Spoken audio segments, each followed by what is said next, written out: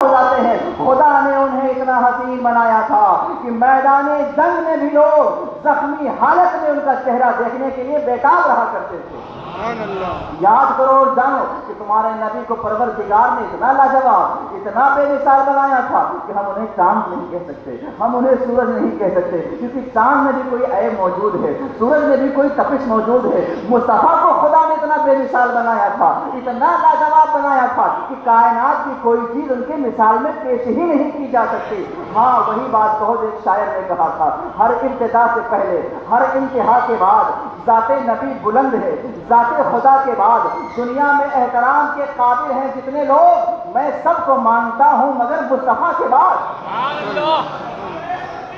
اللہ اکبر، یا رسول اللہ، زندہ باد۔ بے شک آپ مصطفیٰ کو مانتے ہیں، بے شک حضور سے آپ محبت کرتے ہیں، بے شک حضور کا آپ نے کلمہ پڑھا ہے، بے شک آپ کو یقین ہے کہ وہ خاتم النبیین ہیں، آپ یقیناً ان باتوں کو مانتے اور جانتے ہیں، مگر کاش ان کے ظاہر کے بارے میں بھی کچھ جان لیں، ان کے باطن کے بارے میں بھی کچھ جان لیں، تاکہ اپنے بچوں کو بھی سمجھا سکیں، اپنی خواتین کو بھی سمجھا سکیں، اپنے بوڑھوں کو بھی سمجھا سکیں، اور غیر کہ تمہارے نبی کے بارے میں کچھ کہے یا غیر کوئی سوال کرے تو اسے مطمئن کر سکیں۔ اے عزیز سنو سنو، ہمارے پیغمبر یعنی جناب محمد رسول اللہ صلی اللہ علیہ وسلم اتنے لاریب تھے، اتنے بے مثال تھے، اتنے لاجواب تھے، خدا نے بنایا انہیں کچھ ایسا تھا کہ جب وہ راہ سے گزرتے تھے تو راستہ اتنا مہکتا تھا کہ تلاش کرنے والے اسی خوشبو سے ان کو ڈھونڈ لیا کرتے تھے۔ ان کی مہکنے دل کے گن کے خلاف یہ ہیں، جس راہ چل دیے ہیں کوچے بسا دیے ہیں۔ بھائی ہمارے نبی کے بارے میں پوچھ رہے ہو، ہمارے نبی کا پسینہ بھی بڑا خوشبودار تھا، حتیٰ کہ رسول اللہ صلی اللہ علیہ وسلم اگر ہاتھ کہیں لگا دیتے تھے تو وہ جگہ مہکنے لگتی تھی، اگر کسی کو دعا کے لیے اس کے سر پہ ہاتھ رکھ دیتے تھے تو اس کا سر خوشبودار ہو جایا کرتا تھا، اگر کسی چیز کو چھو لیتے تھے تو اللہ تعالیٰ اس کی برکت اس میں خوشبو پیدا فرما دیتا تھا۔ تم میرے نبی کے بارے میں بات کر رہے ہو، خدا نے انہیں ظاہری اعتبار سے بڑا باکمال بنایا تھا، بڑا بے مثال بنایا تھا۔ وہ پلٹ کے کہے گا اچھا وہ تو تمہارے نبی تو ایسے تھے، سنا ہے پیوند لگے کپڑے پہنتے تھے اور کئی دن تک فاقہ کرتے تھے، ان کے گھر میں چولہا نہیں جلتا تھا، ان کو دشمنوں نے لہو لہان کر دیا تھا، وہ دشمنوں کو بددعا نہیں کرتے تھے اور وہ باقاعدہ پیٹ پہ پتھر باندھا کرتے تھے، وہ بڑے غریب تھے، پیوند لگے ہوئے وہ کپڑے پہنا کرتے تھے، کیا تمہارے نبی ایسے تھے؟ تو تم انہیں جواب دے سکو ہاں سنو بات ایسی ہے کہ میرے آقا صرف امیروں کے نہیں غریبوں کے بھی نبی ہیں، ہمارے آقا صرف امیروں کے نہیں غریبوں کے نبی ہے، صرف شہریوں کے نہیں دیہاتیوں کے بھی نبی ہے، پوری کائنات کے پیغمبر ہے۔ تو محمد رسول اللہ نے ایسا کیا تاکہ میں بھوکا رہوں، میری غریب امت جب بھوکی رہے گی تو اس کو نبی کا بھوک یاد کر کے تسلی آ جائے گا۔ بھوکے رہیں، پیٹ پہ پتھر باندھا ہے، گھر میں چولہا نہیں جلا، یہ سچائی ہے، مگر یہ سب مجبوری کی وجہ سے نہیں ہوا تھا، بے بسی کی وجہ سے نہیں ہوا تھا، لاچاری کی وجہ سے نہیں ہوا تھا، غریبی کی وجہ سے نہیں ہوا تھا۔ بات دراصل یہ تھی، حضور دیکھ رہے تھے قیامت تک دنیا بھر میں اسلام پھیلے گا، میرے ماننے والے امیر بھی ہوں گے اور غریب بھی ہوں گے، تو غریب مسلمان ہوں گے، اگر میں شاہانہ لباس پہنوں گا، اعلیٰ لباس پہنوں گا، ہمیشہ ایک ہی لباس میں رہوں گا، تو غریب امتی ہماری نقل کیسے کرے گا، ہماری اداؤں کو کیسے اپنائے گا، ہماری سنتوں کو کیسے پکڑے گا، اس پر عمل کیسے کرے گا؟ اب جب کوئی غریب جو ہے پیوند لگے کپڑے پہنے گا، پھٹے پرانے کپڑے پہنے گا اور اسے یاد آ جائے کہ میرے آقا و مولا نے ہماری تسلی کے لیے پیوند لگے کپڑے پہنے تھے، تو اس کے دل کو تسلی آ جائے گا، اسے سکون راحت ہو جائے گی۔ مگر ایسا نہیں ہے کہ ہر وقت مصطفیٰ نے پیوند لگے کپڑے پہنے ہیں، ایسا نہیں ہے کہ سرکار نے ہمیشہ بھوک برداشت کیا ہے، ایسا نہیں ہے کہ سرکار کے گھر میں ہمیشہ چولہا نہیں جلا ہے، بلکہ وہ پیغمبر جو پیوند لگے کپڑے پہن رہے تھے اور وہ پیغمبر جو باقاعدہ جس کے گھر میں چولہا نہیں جلتا تھا، جس پیغمبر اعظم نے پیٹ پہ پتھر باندھا تھا، ارے اس پیغمبر کی طاقت کا تو یہ عالم تھا کہ ایک پیالہ دودھ 70 صحابہ کو پلا دیتے ہیں۔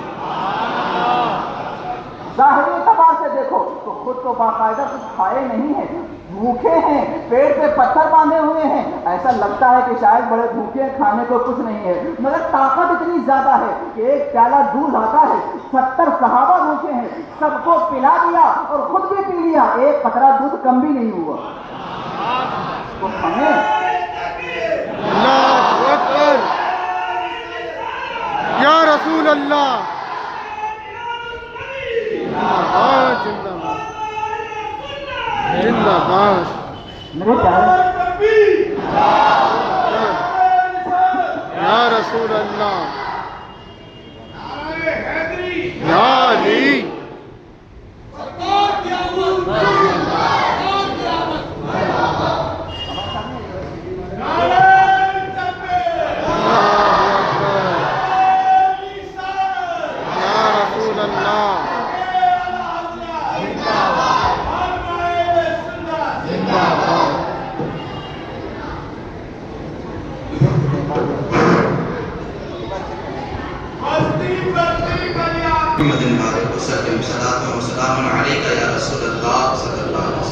دیکھیے آپ اکیلے نہیں ہیں کہ آپ کو اپنا معاشرہ ہے، آپ کو دنیا کو بھی بتانا ہے کہ آپ کے نبی کیسے تھے، آپ کو غیروں کو بھی بتانا ہے کہ آپ کے پیغمبر کیسے تھے، خود بھی جاننا ہے، اپنے اولادوں تک یہ بات پہنچانے کی ہے اور ساتھ ساتھ غیروں تک کے یہ پیغام پہنچانا ہے کہ آپ کے رسول کیسے تھے۔ مجھے یاد آتا ہے کہ آج کے زمانے میں ہم جی رہے ہیں، اس زمانے میں جو آپ لوگوں کے زمانے حضور کے خلاف سن رہے ہو نا، پہلے زمانے میں ایسا نہیں تھا۔ میں اگر کھڑے کھڑے اس کے موضوع پر بیان کر دوں کہ کن کن غیر مسلموں نے رسول اللہ کی شان میں کتابیں لکھی ہیں تو ایک دفتر تیار ہو جائے گا، سینکڑوں کتابیں حضور کے معجزات پر اور حضور کی شان میں غیر مسلموں نے لکھی ہے۔ ایک شاعر جو ہے کالکا پرشاد گزرا ہے، اس نے بھی رسول اللہ کی شان میں باقاعدہ جو ہے اشعار کہے ہیں۔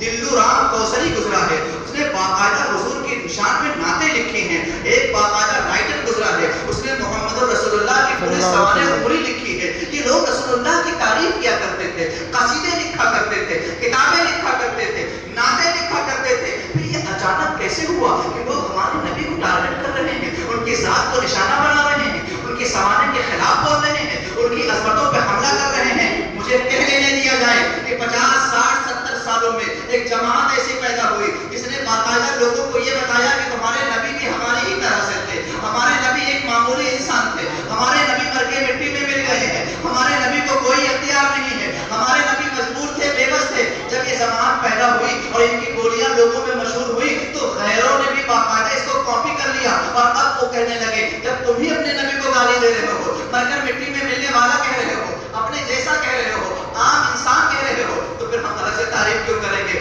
ورنہ اگر آپ 50 سال پیچھے نکل جائیے اور جانا ہے پیچھے تو 70 80 سال پیچھے نکل جائیے، بڑے بڑے شاعروں کی کتابیں اور دیوانیں لکھی گئی ہیں۔ میں جس مسجد میں کھڑا ہوں اس مسجد میں ایک عظیم خطیب، ایک عظیم عالم، ایک عظیم رائٹر، ایک عظیم مصنف اور ایک عظیم فقیہ کا مزار مبارک ہے جن کو آپ مولانا یعقوب رحمۃ اللہ تعالیٰ علیہ کہتے ہیں۔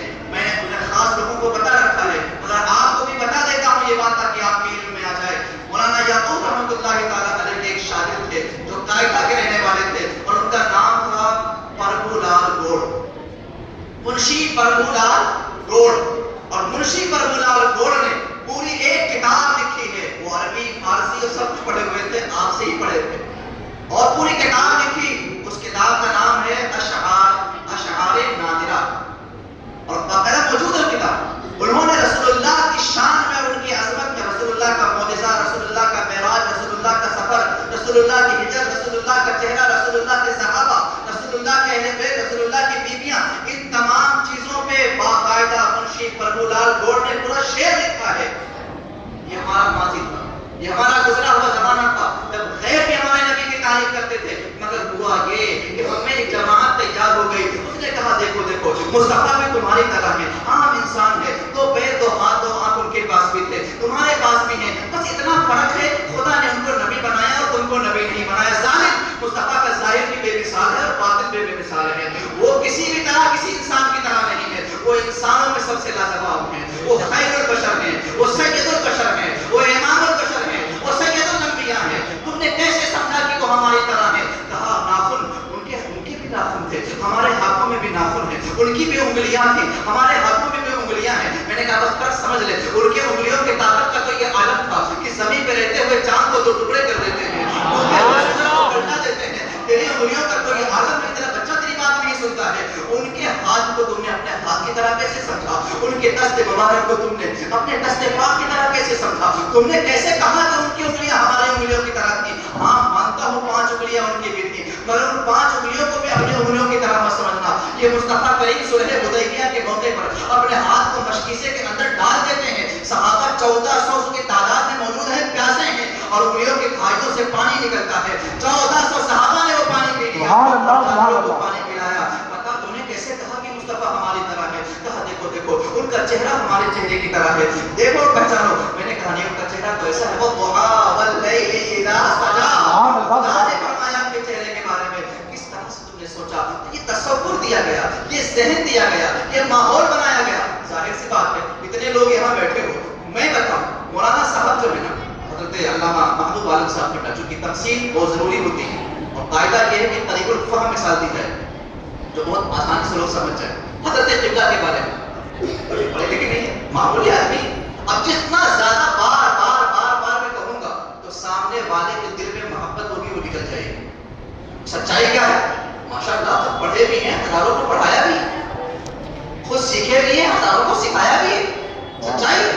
مگر جب بار بار بار بار ان کی کمزوریاں کوتاہیاں نکل نہیں پھر بھی نکال نکال کے بیان کریں گے تو محبت نکل جائے گی. اب تصور میں لاؤ, کلمہ بھی پڑھ رہے ہیں اور کھڑے ہو کے کہتے ہیں مسلمانوں ہمارے نبی ہمارے کی طرح سے تھے, مسلمانوں ہمارے نبی مر کے مٹی میں مل گئے, مسلمانوں ہمارے نبی کو کسی چیز کا اختیار نہیں ہے, مسلمانوں ہمارے نبی کو غیب نہیں معلوم ہے, مسلمانوں ہمارے نبی بڑے مجبور و بے بس تھے, گھر میں غریبی تھی, کھانے کو بھی نہیں تھا, مسلمانوں ہمارے جو نبی ہیں نا وہ تو ان کے گھر میں چولہا نہیں جلتا تھا, 2 مہینے تک گھر کی جو عورتیں تھیں وہ کھجور اور پانی پہ گزارا کرتی تھی. اب یہ مسلمان بیٹھے ہوئے ہیں, بار بار اس کو سن رہے ہیں, دماغ میں تصور آئے گا, اچھا میں ایسے نبی کو مانتا ہوں جو خود بھوکا ہے دوسروں کو کھلا نہیں سکتا, میں ایسے پیغمبر کو مانتا ہوں جو بے بس ہے وہ ہمیں کیا سہارا دے گا, میں ایسے نبی کو مانتا ہوں جو مر کے مٹی میں مل گیا ہے وہ ہمیں کیا بچائے گا, میں ایسے پیغمبر کو مانتا ہوں جو کسی چیز کا اختیار نہیں رکھتا وہ ہمارے لیے کیا کر سکتا ہے.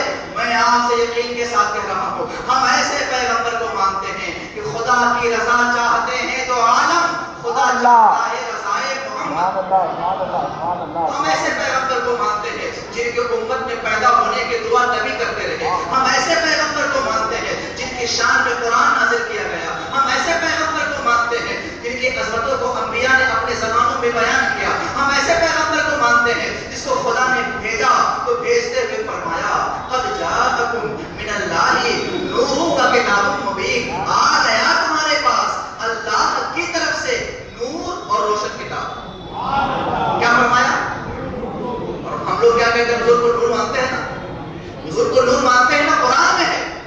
مگر واہ بھائی سونا جنگل رات تیری چھائی بدلی کالی ہے, سونے والوں جاگتے رہیو چوروں کی رکھوالی ہے. قرآن میں اللہ نے حضور کو نور کہا ہے, اور وہی نور جب ہم کہتے ہیں کہتے تو ناجائز ہے, یہ تو غلط ہے, یہ تو صحیح نہیں ہے. حضور کو تم نور مانتے ہو, خدا نے نور کہا ہے, نور بنانے والے نے نور کہا ہے, کائنات کے سب سے بڑی کتاب کے اندر لکھا ہے کہ وہ نور ہے. خدا نے کہا آ گیا تمہارے پاس اللہ کی طرف سے نور اور روشن کتاب, یعنی قرآن اور محمد رسول اللہ صلی اللہ علیہ وسلم. وہ خدا ان کے آنے کو بیان کر رہا ہے, اس خدا نے ہی ان کے بارے میں بتایا لقد من اللہ علی المؤمنین اذ بعث فیہم رسولا. آیت کا مفہوم یہ ہے کہ اللہ نے مومنوں پر بڑا احسان کر دیا کہ ان میں اپنا رسول بھیج دیا ہے, یعنی باقاعدہ رسول کے بھیجنے کو احسان فرمایا گیا. اسی خدا نے اس نبی کے بارے میں کہا وما ارسلناک الا رحمۃ للعالمین, ہم نے عالمین کے لیے رحمت بنا کر کے بھیجا ہے. اسی خدا نے اسی قرآن میں کہا انا ارسلناک شاہدا ومبشرا ونذیرا وداعیا الی اللہ باذنہ وسراجا منیرا. پارہ نمبر 22 صفحہ نمبر 3 پہ موجود ہے. ہم نے, اللہ فرماتا ہے بے شک ہم نے رسول کو بھیجا شاہد بنا کر, مبشر بنا کر, نذیر بنا کر, داعی بنا کر, سراج منیر بنا کر. خدا تو کہتا ہے ہم نے شاہد بنایا ہے اور تم کہتے ہو وہ ہماری طرح ہے. خدا کہتا ہم نے نذیر بنایا ہے, تم کہتے ہو وہ ہماری طرح ہے. کلمہ پڑھ کر کے اس سے زیادہ احسان فراموش دنیا میں کوئی قوم پیدا نہیں ہوئی. کلمہ بھی انہی کا پڑھیں, شفاعت بھی انہی کا چاہیں, اور انہیں اتنا مجبور و بے بس مانتے ہو. واللہ تم نے اپنے نبی کو پڑھا نہیں ہے, تم نے اپنے نبی کو سنا نہیں ہے, تم نے اپنے نبی کی سیرت کو جانا نہیں ہے. باقاعدہ محدثین نے حدیث کی کتابوں سے اور قرآن پاک کی آیتوں سے رسول اللہ کے ہزاروں معجزات کو لکھا ہے. آؤ اپنے نبی کے بارے میں کچھ جان لو. اللہ تبارک و تعالیٰ نے انہیں بنایا کیسا تھا, وہ تھے کس طرح سے, دیکھنے میں کیسے تھے. آپ کو بتاؤں, دیکھو کوئی بھی انسان ہو, آپ ہوں, میں ہوں, کوئی بھی ہو, ایک انسان کھڑا ہوگا نا تو اس میں آپ 4 باتیں دیکھو گے, لمبا ہے یا چھوٹا, یا تو لمبا ہو گیا تو موٹا ہے یا موٹا ہو گیا پتلا. رسول اللہ کو خدا نے ایسا لاجواب اور بے مثال اور لائق بنایا تھا کہ نہ انہیں لمبا کہہ سکتے ہیں نہ چھوٹا کہہ سکتے ہیں. حتیٰ کہ اگر وہ ہزاروں کے مجمع میں کھڑے ہوتے تو سب سے الگ دکھائی پڑتے تھے. انہیں موٹا اور پتلا بھی نہیں کہہ سکتے. رسول اللہ کو خدا نے بنایا ہی کچھ ایسا تھا کہ اس نے یوسف پہ کٹی ہیں مصر میں انگشتے زنا سر کٹاتے ہیں تیرے نام پہ مردان عرب. سبحان اللہ.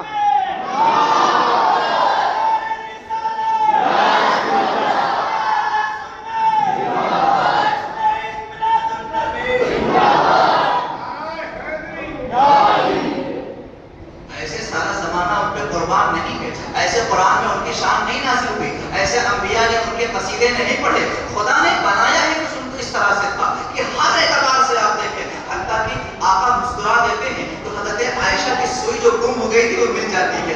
رسول اللہ کو خدا نے ایسا بنایا تھا. بدر کی جنگ ہونے والی ہے اور حالات بالکل ایسے تیار ہیں کہ بظاہر مسلمان بڑے کمزور ہیں اور ایسا لگتا ہے کہ اب مسلمان دنیا میں بچیں گے نہیں. 313 میدان میں اترے ہوئے ہیں. 1000 کا لشکر سامنے ہے. ان 313 کے پاس بھی تقریباً چند تلواریں تھی اور چند گھوڑے تھے. اس میں بوڑھے بھی تھے, بچے بھی تھے اور جوان بھی تھے. بغیر تیاری کے آ گئے تھے اور جہاں اترے ہیں وہ حالات بھی ایسے ہیں کہ جنگ کو جیتا نہیں جا سکتا.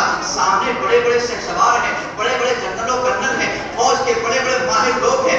ایسے طاقتور افراد موجود ہیں جو باقاعدہ عرب کی زمین پر تنہا 1000 کے برابر لوگ سمجھتے تھے. ایسے 1000 کی تعداد سامنے ہے. اللہ کے رسول صلی اللہ علیہ وسلم بظاہر ادھر کمزوری ہے ادھر طاقت ہے, مگر یقین تو دیکھو, نبی کا پاور تو دیکھو, نبی کے آنکھیں تو دیکھو, نبی کا علم تو دیکھو. رسول اللہ میدان میں جاتے ہیں, ہاتھ میں لکڑی لیتے ہیں, لکیریں کھینچ دیتے ہیں, فرماتے ہیں یہاں ابو جہل مارا جائے گا, یہاں عتبہ مارا جائے گا, یہاں شیبہ مارا جائے گا, یہاں برا مارا جائے گا. ابھی جنگ نہیں ہوئی ہے, ابھی حالات نہیں بنے ہیں, کون کہاں مرے گا کون جانتا ہے. مگر سنی یہ کہتا ہے جو ہو چکا ہے جو ہوگا حضور جانتے ہیں. سبحان اللہ. بے شک. ہو چکا ہے جو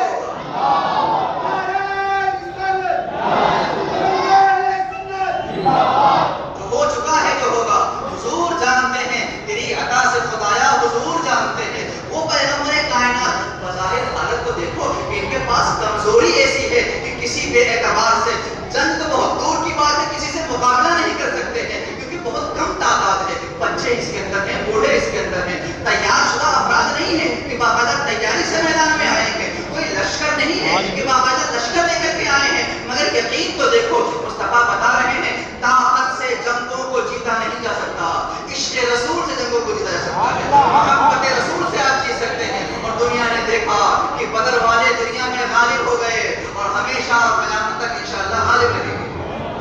تم اپنے نبی کو کس طرح پڑھتے ہو, کس طرح اپنے نبی کو جاننے کی کوشش کرتے ہو. ان کا ظاہر اگر آپ دیکھو گے نا تو ظاہر میں ایسا عجیب و غریب اور بے مثال ہے نا, ہر بات پہ بے سابقہ زبان سے عجیب بات نکلے گی. آپ کہو گے یا رسول اللہ اتنے پیارے ہیں. دیکھو میرے آقا و مولا صلی اللہ علیہ وآلہ وسلم نے رات کی تاریکی میں مکہ سے نکل رہے ہیں. اب رات کی تاریکی میں کوئی اپنا گھر چھوڑے گا تو دنیا کیا کہے گی, ماں کے جا رہے ہیں, دیر کے جا رہے ہیں, خوف کی بنیاد پہ جا رہے ہیں, چپکے چپکے جا رہے ہیں. مگر تم مسلمان ہو تو اس بات کو دماغ میں بٹھا لو, مصطفیٰ ڈر سے نہیں, خوف سے نہیں, خدا کے حکم سے جا رہے ہیں. اللہ کا حکم ہے کہ رات میں جاؤ, اس لیے رات میں جا رہے ہیں. مگر تاریخ کا جو نقشہ ہے اگر کوئی بیان کرے گا, کوئی بتائے گا تو کہے گا دیکھو دیکھو دشمنوں نے مصطفیٰ کے مکان کو گھیر لیا تھا, رسول اللہ کو قتل کرنا چاہتے تھے, تو رسول اللہ رات کی تاریکی میں اپنے گھر سے نکل گئے تاکہ کوئی پکڑ نہ پائے, کوئی شہید نہ کر پائے, کوئی انہیں مار نہ پائے. تم نے سمجھا ہی نہیں. رسول اللہ 13 سال تک مکہ میں تھے اور 13 سال سے لگاتار رسول اللہ ان کے صحابہ پہ ظلم ہو رہا تھا.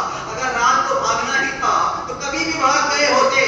بات یہ ہے کہ نبی کے بارے میں اللہ کا قانون ہے کہ جب خدا چاہتا ہے تب حکم دیتا ہے, تو جب خدا حکم دے دے گا تو نبی پر یہ ضروری ہوتا ہے کہ اگر خدا صبح کہتے تو صبح نکلنا پڑے گا, شام میں کہتے تو شام میں نکلنا پڑے گا, دن میں کہے تو دن میں نکلنا پڑے گا, رات میں کہے تو رات میں نکلنا پڑے گا. مصطفیٰ کو جو خدا کا حکم آیا تھا وہ رات میں آیا تھا, اس لیے رات میں نکلے تھے. مگر ہو سکتا ہے ذہن ہے وہ کہیں دیکھو دیکھو صحابہ حضرت صدیق کو لے کر کے نکلے اور پھر ہوتے ہوتے غار ثور میں آ کے چھپ گئے. آپ نہیں سمجھا اور ابھی بھی حقیقت نہیں سمجھا. ان کے پاور کو دیکھو, ان کی اختیار کو دیکھو. رات میں نکل رہے ہیں, غار ثور میں جا رہے ہیں, مگر اس کے باوجود دنیا کو بتا رہے ہیں تم نے مجھے کمزور تو نہیں سمجھا. ارے دیکھو میرے ہاتھوں میں کنکریاں ہیں، میں نے ان کنکریوں پہ کچھ پڑھ کے دم کیا اور دشمن کی طرف پھینک دیا، سارے دشمن اپنی آنکھوں کو ملتے رہ گئے، رسول اللہ ان کے بغل سے گزر گئے، کسی کو نظر ہی نہیں آئے، تو جن کے ہاتھ میں آنے کے بعد کنکریوں کا ہی اثر ہو جاتا ہے، وہ پیغمبر ڈریں گے بھلا؟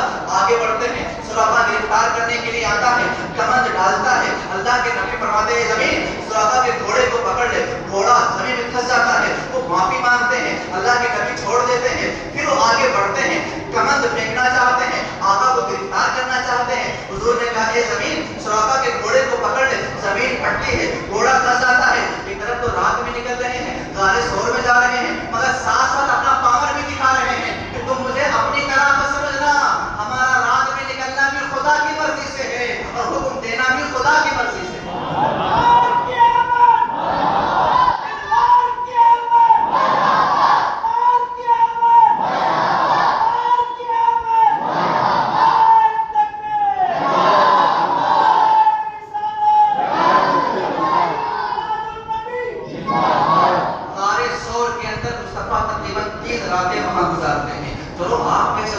چھپے ہوئے تھے، پھر آپ غلطی کر رہے ہو، لفظ صحیح بول نہیں پا رہے ہو، چھپنا اور ہوتا ہے، حکم خدا اور ہوتا ہے۔ مصطفیٰ ہر پیغمبر کا معاملہ ایسا ہے کہ جب خدا کا جیسا حکم ہوگا نبی ویسا ہی کرتا ہے۔ خدا کا حکم تھا غار ثور میں رہو، تو غار ثور میں 3 راتیں رہے، وہ کہو گے نہیں چھپ گئے تھے چھپ گئے تھے، میں کہتا ہوں تو پاور تو وہاں بھی دیکھ لو، اللہ کے رسول صلی اللہ علیہ وسلم غار ثور میں ہے، ابوبکر صدیق کے پیر میں سانپ نے ڈس لیا ہے، زہر کا اتنا اثر ہوتا ہے کہ آنکھوں سے آنسو نکل کر کے رسول اللہ کے چہرے پہ پڑ جاتا ہے، آقا آنکھیں کھولتے ہیں اور اپنا لعاب نکال کر کے صدیق کے زخم پہ لگا دیتے ہیں، دنیا کی کوئی دوا اتنی جلدی اثر نہیں کرتی جتنا محمد مصطفیٰ کے لعاب نے اثر کیا تھا، وہ زہر فوراً ختم ہو جاتا ہے۔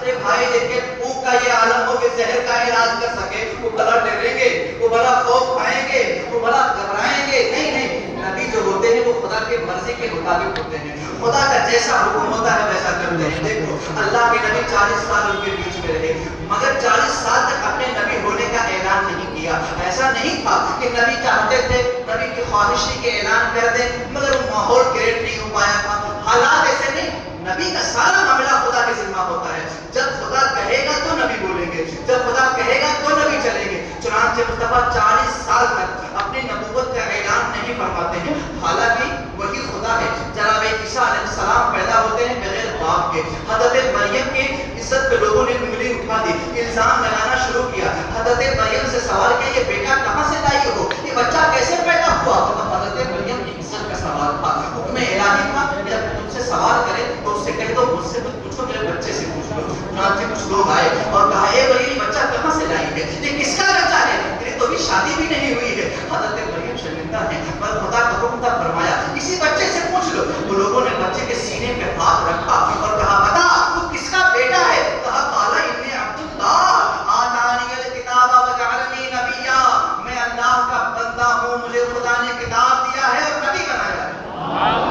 3 مہینے کے حضرت عیسیٰ علیہ السلام تھے اور خدا کے حکم سے بول پڑے، 3 باتیں بتائیں، میں اللہ کا بندہ ہوں، خدا کا بیٹا نہیں، اور فرمایا مجھے اللہ نے نبی بنایا ہے، مجھے اللہ نے کتاب دیا ہے۔ اب یہاں خدا کا حکم تھا کہ بچپن میں بولو، تو یہاں بول پڑے، اور یہاں 40 سال کے بعد حکم ملا کہ اب نبوت کا اعلان کرو، تو آپ نے نبوت کا اعلان کیا۔ اب آپ کہو گے ارے جنگیں بہت لگانے مبارک شہید ہو گیا تھا، اگر طاقت والے تھے تو اپنے آپ کو بچایا کیوں نہیں؟ اس طرح کی باتیں باقاعدہ لوگوں کو بتائی جاتی ہیں، مگر اے مسلمانوں تم نے ابھی تک سمجھا ہی نہیں، نبی کو خدا نمونہ بنا کے بھیجتا ہے۔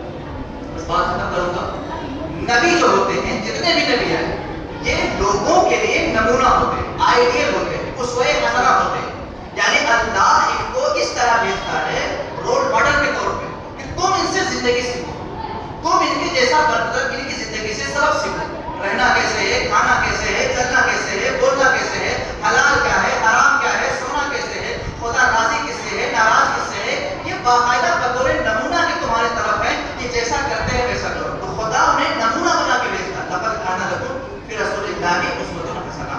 اب نبی جو ہوتے ہیں نا ان کا معاملہ یہ ہوتا ہے چونکہ وہ آئیڈیل نمونہ تو ان کو وہ کام بھی کرنا ہوتا ہے کہ جو کام خود اپنی طبیعت کے لیے نہیں کر رہے، لوگوں کے سکھانے کے لیے کر رہے ہیں۔ جیسے ایک استاد ہوتا ہے، استاد چھوٹے سے بچے سے کہتا ہے بیٹا یہ کیا لکھا ہوا ہے،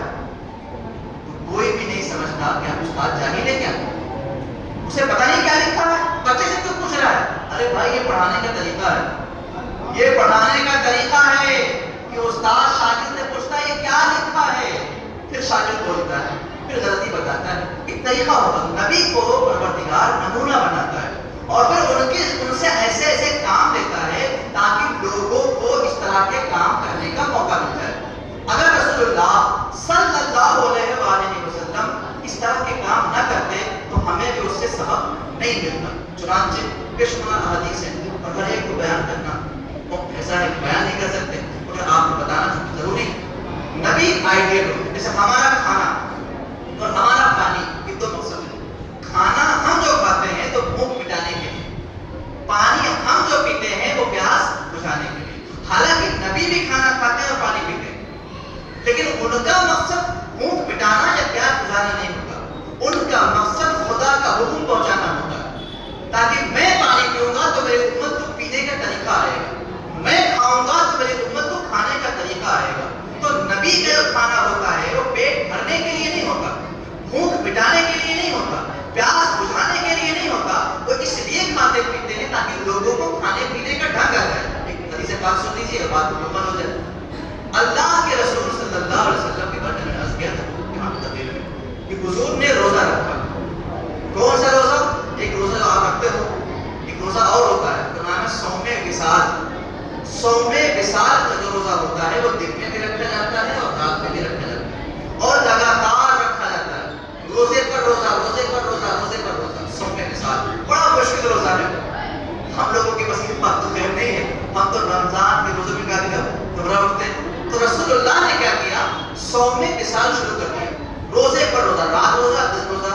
صحابہ نے دیکھ لیا کہ یہ تو پیغمبر اعظم روزہ رکھتے ہیں اور ہم تو امتی ہیں، لہٰذا ہم ان کی نقل کریں گے، ہم بھی روزہ رکھیں گے، ہم بھی روزہ رکھیں. نبی رکھ رہے ہیں تو ہم تو غلام ہیں نا، ہم بھی رکھیں گے. چنانچہ سب نے عمل کرنا شروع کیا، روزہ رکھنے لگے. چند دن گزرے تھے کہ چہروں سے کمزوری کے آثار دکھنے لگے، نقاہت کے آثار دکھنے لگے. اللہ کے رسول نے تھام لیا اور پھر سوال کیا کیا معاملہ ہے؟ تمہارے چہرے ایسے کیسے ہو گئے؟ تم کمزور کیسے ہو گئے؟ یہ کیا بات ہے؟ کہا یا رسول اللہ آپ روزہ رکھ رہے تھے تو ہم نے بھی دیکھا صوم وصال رکھنا شروع کر دیا. اب یہاں پر آپ کو بات سمجھنی ہے. وہی حدیث پاک بخاری کے اندر اسلام کیا ہوا؟ اللہ کے رسول صلی اللہ علیہ وسلم صحابہ نے کہا کہ آپ روزہ رکھ رہے تھے، ہم نے کرنا شروع کر دیا. تو اللہ کے نبی نے فرمایا تم میں کون میری طرح ہے؟ الفاظ کہتے ہیں تم میں ایکم مثلی، تم میں کون ہے جو میری طرح ہو؟ مجھے میرا رب کھلاتا اور پلاتا ہے. ایکم مثلی، تم میں کون ہے جو میری طرح ہو؟ آگے فرماتے ہیں مجھے میرا رب کھلاتا پلاتا ہے. تم مجھے اس حالت میں دیکھ تو ضرور رہے ہو مگر وہ چیزیں جو خدا کی طرف سے ہمیں مل رہی ہیں وہاں تک تمہاری رسائی نہیں ہے. اس معاملے میں تمہاری نقل نہیں کر سکتے.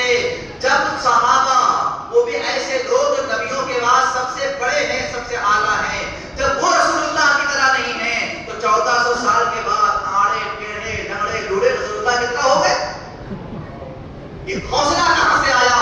ابو بکر رسول اللہ کی طرح نہیں، عمر رسول اللہ کی طرح نہیں، عثمان رسول اللہ کی طرح نہیں، علی رسول اللہ کی طرح نہیں، اشرف مبشرہ رسول اللہ کی طرح نہیں، صحابہ رسول اللہ کی طرح نہیں، اہل بیت رسول اللہ کی طرح نہیں. یہ حوصلہ کہاں سے آیا کہ تم اپنے چہرے پر آئینے میں دیکھو تو ڈر جاؤ گے؟ تم کہتے ہو نبی ہماری طرح ہے، وہ اللہ تو کسی کی طرح نہیں ہے. وہ نبیوں میں سب سے اعلیٰ نقب پانے والے، وہ سب سے اعلیٰ ہیں، ہر اعتبار سے اعلیٰ ہے. حسن کے اعتبار سے، چہرے کے اعتبار سے، رکعت کے اعتبار سے، علم کے اعتبار سے، عقل کے اعتبار سے، وہ باطن کے اعتبار سے بے مثال اور ظاہر کے اعتبار سے بڑے نارے ہیں. لہٰذا مصطفیٰ کریم کو جانو بھی اور پہچانو بھی. علماء دین پر اللہ رحمت نازل فرمائے، انہوں نے باقاعدہ حضور کی شان میں ہزاروں ہزار کتابیں لکھی ہیں.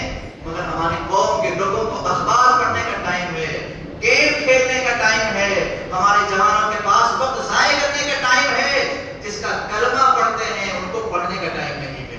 خدا قدیر و جبار ہمیں صحیح عطا فرمائے اور دین حقیق پر قائم و قائم رکھے. وآخر دعوانا الحمدللہ رب العالمین. السلام علیکم.